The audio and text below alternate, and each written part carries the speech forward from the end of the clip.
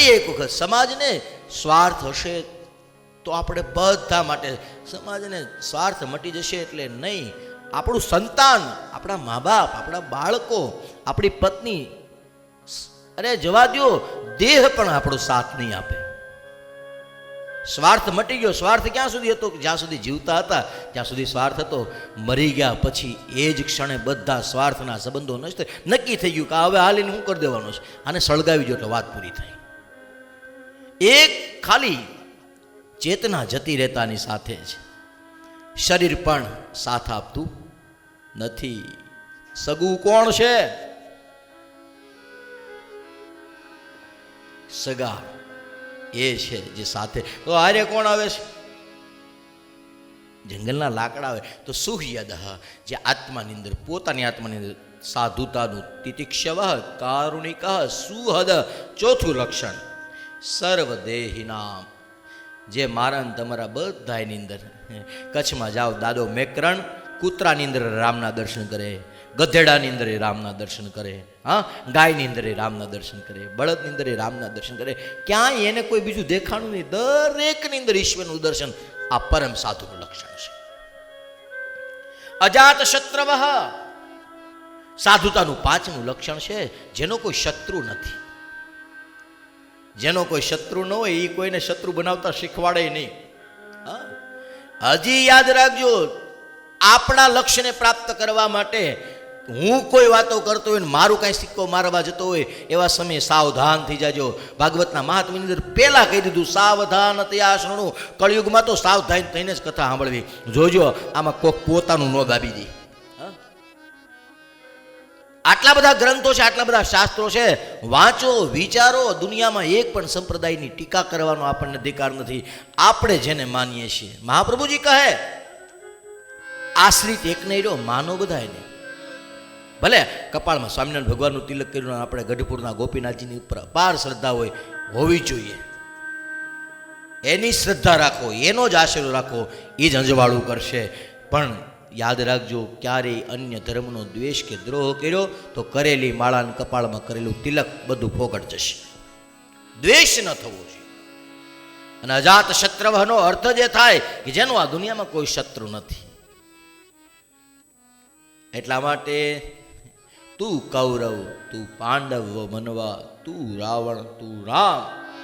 અહીંયાના આ કુરુક્ષેત્રની અંદર પળ પળના સંગ્રામ. મનવા, તું રાવણ, તું રામ. આપણે જ રાવણ છીએ. આપણે, આપણા મનની વૃત્તિઓ જ રામ છે. અજાત શત્રવ. પછીનું લક્ષણ શાંતા, જે હંમેશા શાંત રહે છે.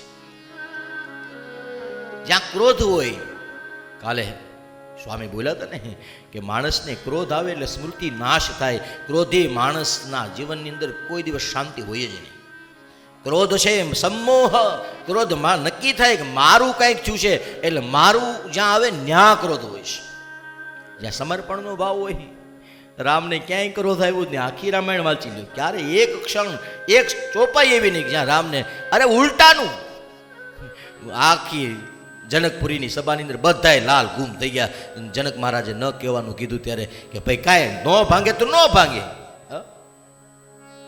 એમાં કાંઈ આટલું બધું ક્ષત્રિયના દીકરા કોઈ વિદ્યા નથી ને આમ નથી, કોઈના મામા સામર્થ્ય, આટલું બધું કહેવાની શું જરૂર? બધાય લાલ ગુમ થઈ ગયા. અરે જવા દો. લક્ષ્મણ રામને એક ભાઈ આ હું બોલે તમને સંભળાય છે કઈ? રામે કીધું એ બોલે, બોલવા દે ને, આપણે કરો.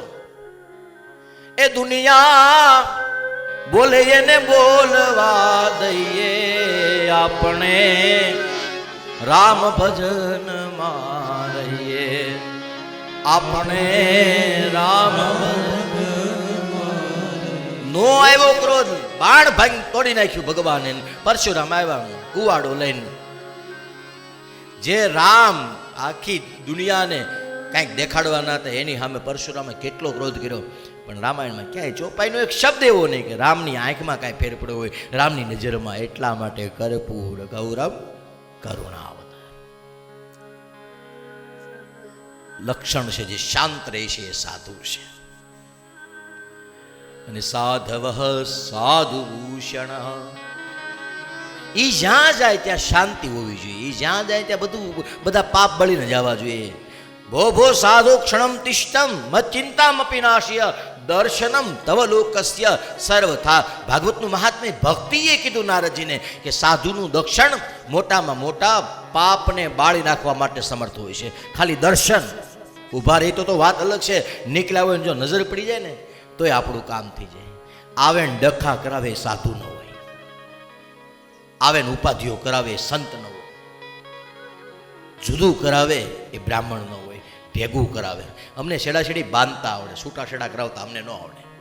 અમે બાંધી દઈએ ગમે એને, ગમે એવા હોય, લાંબા હોય, ટૂંકા હોય, રૂપાળા કાળા ધોળા ગમે તેવા હોય, ભણેલા હોય, અભણ હોય, પૈસાવાળા હોય કે ન પૈસાવાળા ગમે હોય, અમારા પાસે માંડવામાં આવે એટલે બાંધી દઈએ બેને.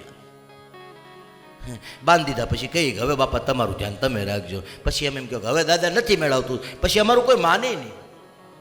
અમે એમ કહીએ ને કે ન હાલતું હોય તો લાવો બાપા છેડાછેડી છોડ. એમ થોડી છોડવાની છે.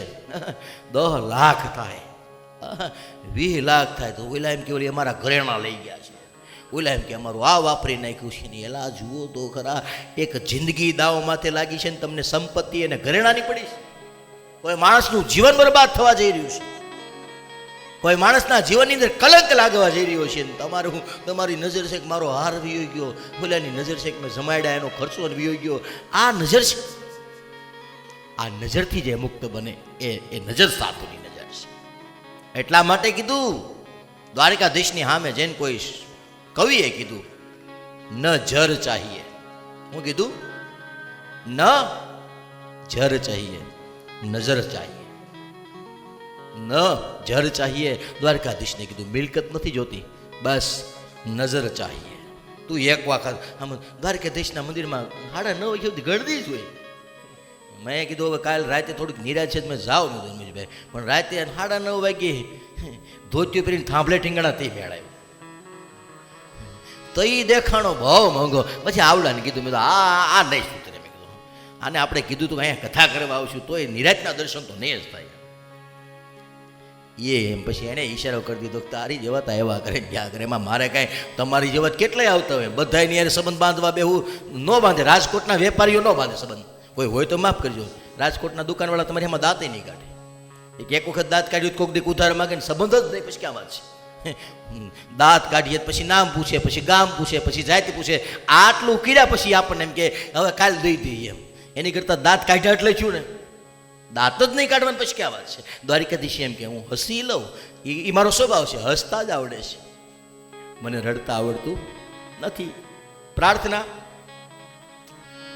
કનૈયા લે કનૈયા લે મધુરી મોરલી તારી. કનૈયા લે કનૈયા લે મધુરી મોરલી તારી. કનૈયા લે કનૈયા લે મધુરી મોરલી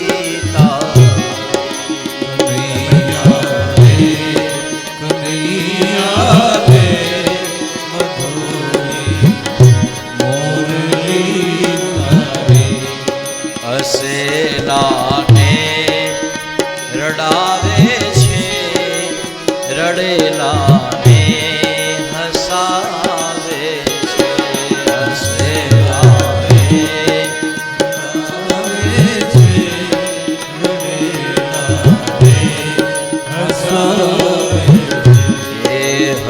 હસેલાને રડાવે છે, રડેલા હસાવે છે. રડાવે છે, રડેલાને હસાવે છે. કનૈયા રે કનૈયા રે મધુરી મોરલી તારી. કનૈયા રે કનૈયા રે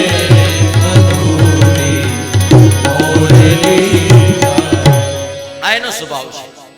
હસેલાને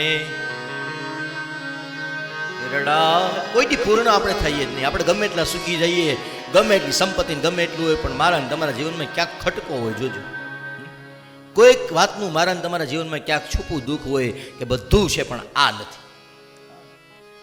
આ પરમ સિદ્ધાંત છે. મેં મારા કેટલાય યજમાનો મને ઘણી વખત એમ કે દાદા આમ જુઓ તો ખરા ભગવાનને કેટલું દીધી પણ મારી માની હાલત, જુઓ તો ખરા દાદા કેટલું કર્યું અને અત્યારે અમારા આને જીવા જેવું હતું અને ટાણું આવ્યું વીઆઈ ગયા. ત્યારે હું મારા યજમાનોને આ શબ્દ કહું કે ભાઈ ભગવાન ક્યારેય પૂર્ણ ન થવા દે. તમને ખટકો રહી ગયો ને કે બધું છે પણ આ નથી. દુનિયામાં બધું છે, માં નથી. મારી પાસે ગાડીઓ છે, બંગલા છે, પણ મારો બાપ ગાડીમાં બેહવાવાળો હાજર નથી. ખટકો રહી ગયો ને. આ ખટકો રાખે છે કારણ કે પૂર્ણ એક પુરુષોત્તમ છે. બાકી આ દુનિયામાં કોઈ છે નહીં, કોઈ દી કોઈને થવા દે છે નહીં. એટલે જીવનમાં ગમે ત્યાં એને ઘા માર્યો છે અને એવો માર્યો છે ગમે એટલા રૂપિયાવાળા થાઓ તો એ ઘા તમને ભૂલાશે. યાદ રહેશે કે મારા જીવનની અંદરથી આ વસ્તુ વહી ગઈ, આ વ્યક્તિ વહી ગઈ, આ મર્યાદા ઘટી ગઈ છે. આ એનો સ્વભાવ છે. ભગવાનની પ્રાર્થના સાંભળી, ભગવાન સાધુઓનું લક્ષણ કીધું ત્યાં તો માની આંખમાંથી અસરો ને મને એમ લાગતું મારો દીકરો, પણ હવે નક્કી થઈ ગયું દીકરો નથી, તું ભગવાન છે. અને પછી માએ સ્તુતિ કરી છે. સતામ પ્રસંગા મમ વીર્ય સંવિદો ભવન્તિ યત નરસાયણા કથા તજોષણાદા શપવર્ગવર્ત્મની શ્રદ્ધારતિરભક્તિયનુક્રમેષ્યતિ. આમ હું એક પછી એક શ્લોક આમ રાખવા પડે એમ લાઈનમાં. નહીતર કથામાં ક્યાંથી ક્યાં આવીએ. એક વખત બન્યું હતું એવું, દાંત નહીં કરતા હોય. અમારે એક દાદાને મેં ગરુડ પુરાણ વાંચવા મોકલ્યા ને તો બિચારા ઉતાવળમાં દશામાનું વ્રતની સોપડી લઈને વી ગયા.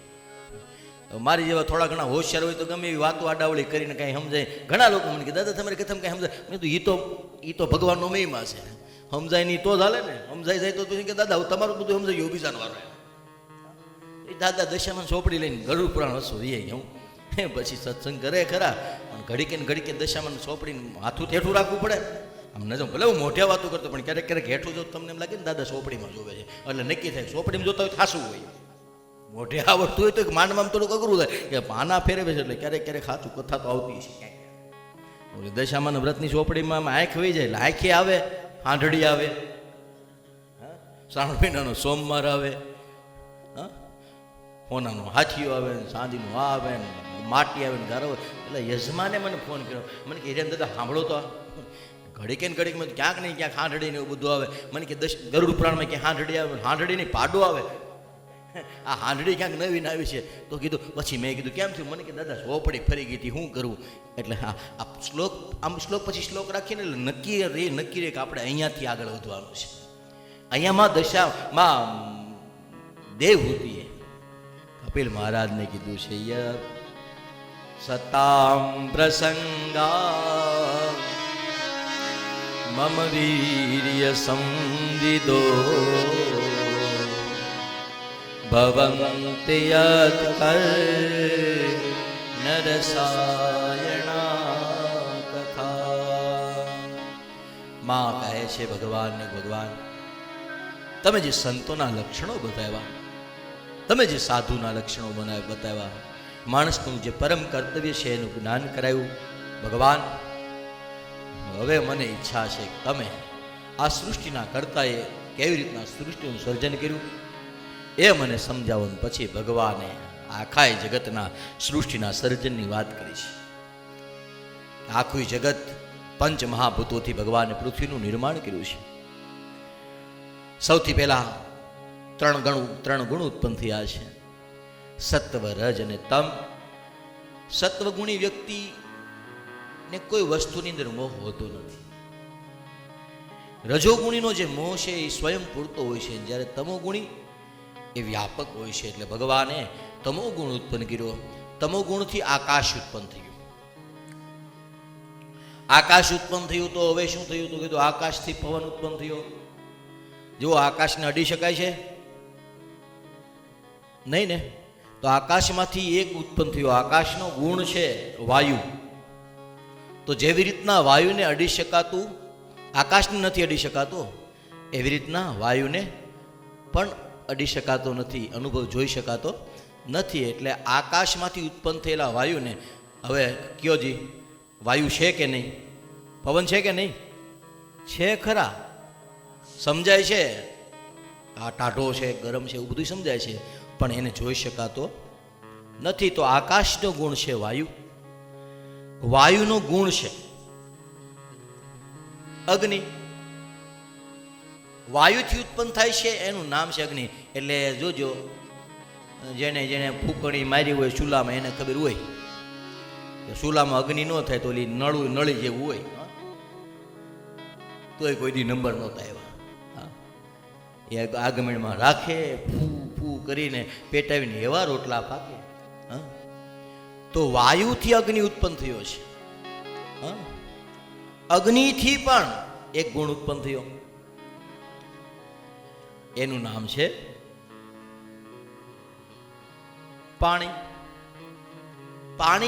પાણીનો પણ એક ગુણ છે, અને પાણીથી ઉત્પન્ન થયેલા ગુણનું નામ છે પૃથ્વી. તો આકાશ, વાયુ, અગ્નિ, પાણી અને પૃથ્વી. જળ, તેજ, વાયુ અને આકાશ. રામાયણમાં તુલસીદાસજી.